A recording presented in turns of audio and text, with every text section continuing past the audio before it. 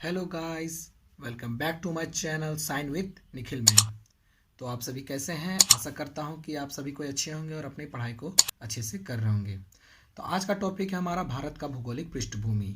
आज हम देखेंगे कि हमारे प्यारे भारत के चारों ओर कौन से नदियां पहाड़ हैं जो कि हमारे भारत को सुरक्षित रखे हुए हैं और बाहरी आक्रमण से हमें बचाए हुए थे।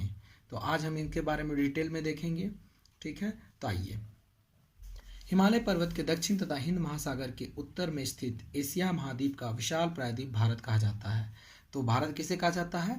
हिमालय पर्वत के दक्षिण तथा हिंद महासागर के उत्तर में स्थित एशिया महाद्वीप को भारत कहा जाता है। ठीक है, इसका विस्तृत भूखंड जिसे एक उपमहाद्वीप कहा जाता है, आकार में यह चतुर्भुज है। हमारा भारत आकार में कैसा है? तो चतुर्भुज है। अब इसकी लेंथ और ब्रेथ देखते हैं कितने हमारे भारत का। तो यह लगभग 2500 मील लंबा है तथा 2000 मील चौड़ा है। ठीक है, ब्रेथ इसके कितने? 2000 मील चौड़ा है। रूस को छोड़कर विस्तार में यह समस्त यूरोप से के बराबर है। मतलब रूस को छोड़कर यह समस्त यूरोप के भी बराबर है हमारा प्यारा भारत। यूनानियों ने, ये जरा पॉइंट को थोड़ा आप लोग नोट आउट कर लीजिएगा तो बेटर रहेगा, क्योंकि ये एमसीक्यू में पूछ सकता है आपका डायरेक्ट। यूनानियों ने इस देश को इंडिया कहा। तो यूनानियों ने क्या कहा था? इंडिया।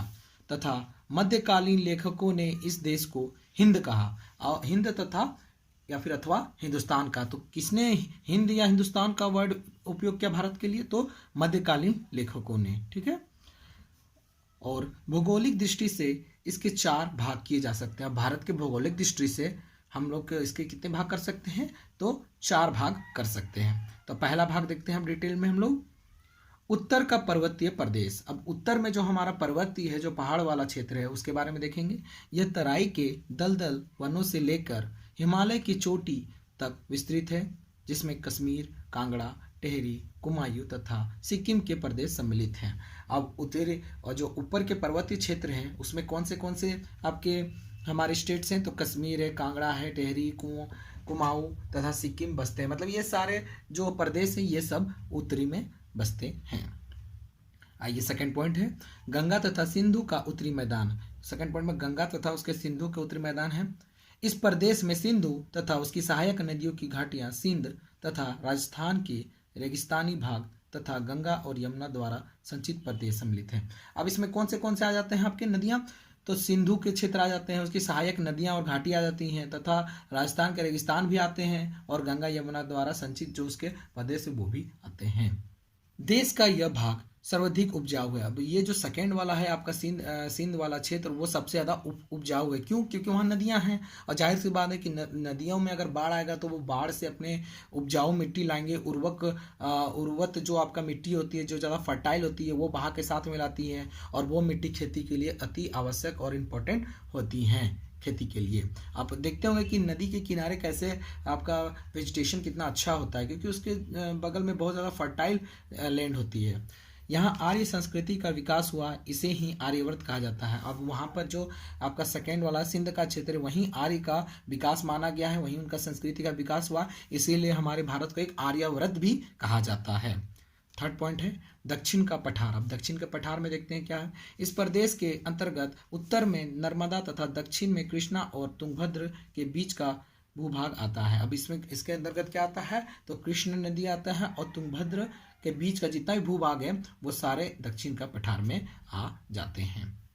अब इसका चौथा पॉइंट है सुदूर दक्षिण के मैदान। अब सुदूर दक्षिण के मैदान को देखेंगे। इसमें दक्षिण के लंबे एवं संकीर्ण समुद्री क्षेत्र सम्मिलित हैं। इस भाग में गोदावरी, कृष्ण तथा कावेरी नदियों का उपजाऊ डेल्टा वाले प्रदेश आते हैं। अब इसमें आपके सुदूर दक्षिण के मैदान में कौन से आ जाते हैं? तो गोदावरी, कृष्ण तथा कावेरी नदी के जो भी बीच में आते हैं वो सारे प्रदेश आपके इसके सुदूर दक्षिण में आ जाते हैं, और यहाँ की मिट्टी कैसी होती है? तो उपजाऊ होती है। ठीक है, दक्षिण का पठार तथा सुदूर दक्षिण का प्रदेश मिलकर आधुनिक दक्षिण भारत का निर्माण करता है। तो आधुनिक दक्षिण भारत का निर्माण कौन करता है? तो दक्षिण का पठार और सुदूर दक्षिण का प्रदेश मिलकर करते हैं। ठीक है, निर्माण। नर्मदा तथा ताप्ती नदियाँ, विंध्य तथा सतपुड़ा पहाड़ियाँ और महाकानांतर के वन मिलकर उत्तर भारत का को दक्षिण भारत से पृथक करते हैं। ठीक है, इस पृथकता के परिणाम स्वरूप दक्षिण भारत आर्य संस्कृति के प्रभाव से मुक्त रहा, जबकि उत्तर भारत में आर्य संस्कृति का विकास हुआ। ठीक है, प्रकृति ने भारत को एक विशिष्ट भौगोलिक इकाई प्रदान की है। उत्तर में हिमालय पर्वत एक ऊंची दीवार के समान इसकी रक्षा करता है और तथा हिंद महासागर इसको पूर्व, पश्चिम तथा दक्षिण से भी घेरे हुए हैं। अब हमारा भारत कितना सुरक्षित है आप देख सकते हैं, हमारा प्यारा भारत, कि उत्तर में हिमालय से उसका हमारे बाहरी आक्रमण से रक्षा होता है, और बाकी आपका वेस्ट साइड हो गया, ईस्ट साइड हो गया, और सबसे नीचे साउथ साइड हो गया, वहाँ पर हिंद महासागर की वजह से इतनी बड़ा विशाल महासागर की वजह से हमारे एक सुरक्षित माहौल भारत के लिए तैयार होता है।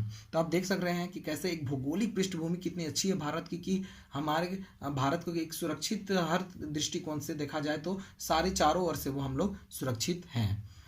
इन प्राकृतिक सीमाओं द्वारा बाह्य आक्रमणों से अधिकांशतः सुरक्षित रहने के कारण भारत देश अपनी एक सर्वथा स्वतंत्र तथा पृथक सभ्यता का निर्माण कर सका है। जैसा कि मैंने आपको कहा कि इन सभी चीज़ों की वजह से ही भारत एक सुरक्षित और अच्छा राष्ट्र बन सका है, और इसी के मदद से ही हमारा प्यारा भारत आज सुरक्षित भारत है। भारतीय इतिहास पर यहाँ के भूगोल का गहरा प्रभाव पड़ता है। यहाँ के प्रत्येक क्षेत्र में अपनी अलग कहानी है। एक और ऊंचे ऊंचे पर्वत है तो दूसरी ओर नीचे के मैदान है, एक और अत्यंत उपजाऊ प्रदेश है तो दूसरी ओर विशाल रेगिस्तान है। यहाँ उभरे पठार, घने वन तथा एकांत घाटियाँ हैं।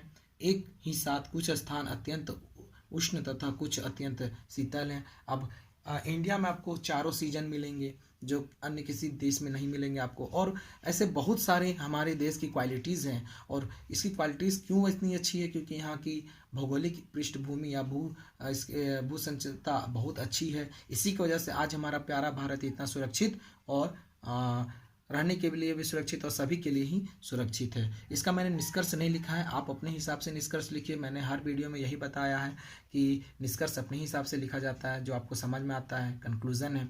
और लास्टली मैं इस टॉपिक को यहाँ एंड कर रहा हूँ, और मैं कुछ कहना चाहता हूँ कि अगर आपको मेरी वीडियोस अच्छे लग रहे हैं तो आप प्लीज़ सब्सक्राइब करिए और अपने दोस्तों के साथ शेयर करिए, ताकि मुझे इससे कुछ आपके थ्रू हेल्प मिले, और आप लोग मुझे ऐसे ही टॉपिक बताते रहिए और मैं आपके लिए ऐसे ही अच्छे अच्छे टॉपिक्स लेता आऊँगा। तो ठीक है, थैंक यू।